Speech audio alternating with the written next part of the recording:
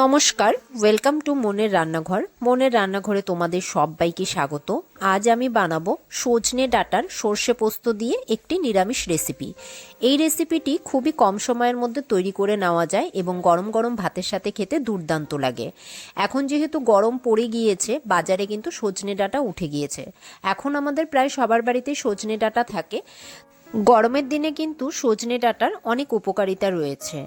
খুবই কম সময়ের মধ্যে তোমরা এই রেসিপিটি তৈরি করে ফেলতে পারো। চলো তাহলে দেখে নেওয়া যাক কীভাবে রেসিপিটি তৈরি করছি।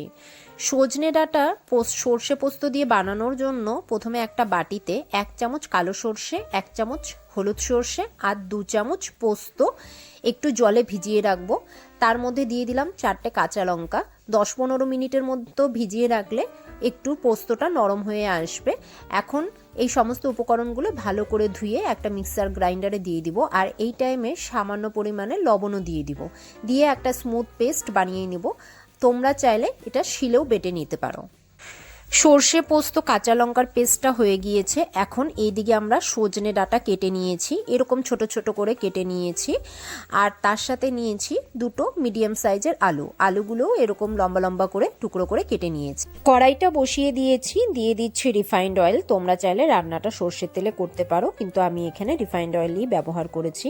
তেলটা গরম হয়ে গেলে এর মধ্যে কেটে রাখা আলুগুলো দিয়ে দিব। এখন গ্যাসের ফ্লেমটা মিডিয়ামে রেখে আলুটাকে একটু সময় নিয়ে 2 থেকে 3 মিনিট ধরে লাল লাল করে একটু ভেজে নেব, যাতে করে আলুটা একটু সেদ্ধ হয়ে আসে। আলুটা মোটামুটি 2 মিনিটের মতন ভাজা হয়ে গেলে এরপর দিয়ে দিব সজনে ডাঁটাগুলো দিয়েও আবার 2 মিনিটের মতন একটু ভাজা ভাজা করে নিতে হবে। আর এই টাইমে কিন্তু গ্যাসের ফ্লেমটা অবশ্যই করে মিডিয়াম টু লোতেই রাখতে হবে। আলুর সাথে সজনেটাকে ভালো করে মিশিয়ে নিয়ে এখন ঢাকা দিয়ে রেখে দেব 1 থেকে 1.5 মিনিটের মতো। ঢাকনাটা খুলে একবার চেক করে নিচ্ছি। একবার নাড়াচাড়া করেই এখন তেলের থেকে সজনে এবং আলুগুলোকে তুলে নেব।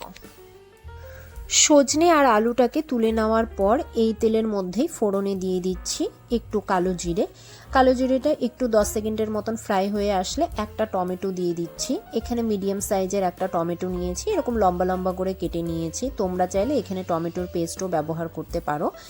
এখন তেলের মধ্যে টমেটোটাকে 1 থেকে 1.5 মিনিটের মতন একটু নাড়াচাড়া করে নিচ্ছি। আর এই টাইমেই আমরা অ্যাড করে দেব স্বাদ মতন লবণ আর পরিমাণ মতন হলুদ। আর দিয়ে দিব সামান্য পরিমাণে একটু জলটা দিয়ে টমেটোর সাথে লবণ হলুদটাকে একটু ভালো করে মিশিয়ে নিয়ে 1 থেকে 1.5 মিনিটের মতন রান্না করার পর এই দেখতে পারবে তোমরা টমেটোটা সেদ্ধ হয়ে আসবে। এখন এই টাইমের মধ্যে সর্ষে পোস্ত কাঁচা লঙ্কার যে পেস্টটা করে রেখেছিলাম সেটা অ্যাড করে দিচ্ছি, আর তার সাথে একটু জলও দিয়ে দিচ্ছি। এখন আবারও সমস্ত উপকরণগুলো একসাথে খুব ভালো করে মিশিয়ে নেব। এই টাইমে দিয়ে দিব স্বাদ মতো চিনি। টেস্টটা ব্যালেন্সের জন্য নিরামিষ রান্নাতে অবশ্যই করে একটু চিনি দিলে ভালো লাগে খেতে। এরপর 2 মিনিটের মতন একটু কষিয়ে নিলাম গ্যাসের ফ্লেমটা মিডিয়ামে রেখে। এরপর আমরা যে সজনে এবং আলুটা একটু ফ্রাই করে রেখেছিলাম সেটা অ্যাড করে দিলাম। অ্যাড করে দিয়ে মশলার সাথে সজনে আলুটাকে খুব ভালো করে মিশিয়ে নিতে হবে। আর এই টাইমে কিন্তু অবশ্যই করে তোমরা গ্যাসের ফ্লেমটা মিডিয়াম টু লোতে রাখবে। একটু ঢাকা দিয়ে দিচ্ছি, ঢাকা দিয়ে 2 মিনিটের মতন রান্না করে নেব। 2 মিনিট পর ঢাকনাটা খুলে চেক করে নিচ্ছি। এই টাইমে কিন্তু আমাদের সজনে ডাঁটা প্রায় সেদ্ধ হয়ে এসছে, আলুও সেদ্ধ হয়ে এসছে। এখন এই টাইমে অ্যাড করে দেব সামান্য পরিমাণে জলটা দিয়ে সমস্ত উপকরণগুলো একসঙ্গে খুব ভালো করে মিশিয়ে নেব। এই রান্নাটা কিন্তু মাখামাখাই হবে, তো সেই হিসেবে তোমরা জলটা দেবে। এখন এই টাইমে দিয়ে দিব চেরা কাঁচা লঙ্কা। এখানে আমি পাকা লঙ্কাগুলোই ব্যবহার করেছি। এখন ঢাকা দিয়ে দেব। ঢাকা দিয়ে 2 থেকে 3 মিনিটের মতন গ্যাসের ফ্লেম লোতে রেখে রান্না করে নেব। আমাদের সজনে ডাঁটা কিন্তু পুরোপুরি সেদ্ধ হয়ে গেছে আর আলুও সেদ্ধ হয়ে গেছে। আমাদের রান্নাটা প্রায় কমপ্লিট। এখন গ্যাসের ফ্লেমটা আমরা অফ করে দেব।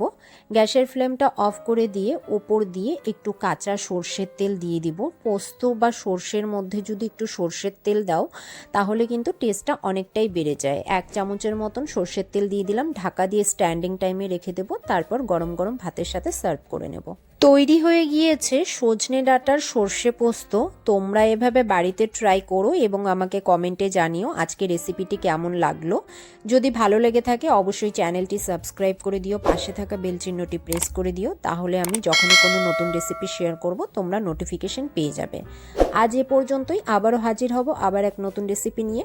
ততক্ষণের জন্য তোমরা সবাই ভালো থেকো, সুস্থ থেকো, ধন্যবাদ।